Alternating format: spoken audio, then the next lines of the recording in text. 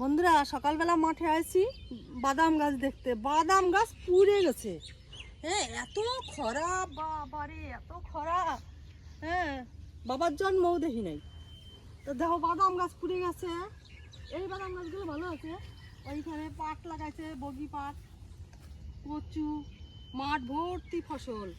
তারপরে ওই যে আমাকে ঝিঙ্গা লাগাইছে, ঝিঙ্গা কাটবো, ঝিঙ্গা দিয়ে একটা নিরামিষ তরকারি করব।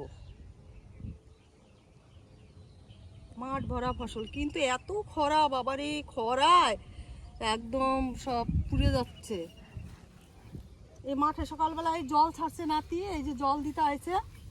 এই দেখো জল দিয়ে দিয়ে এই ইয়ে করা যাচ্ছে।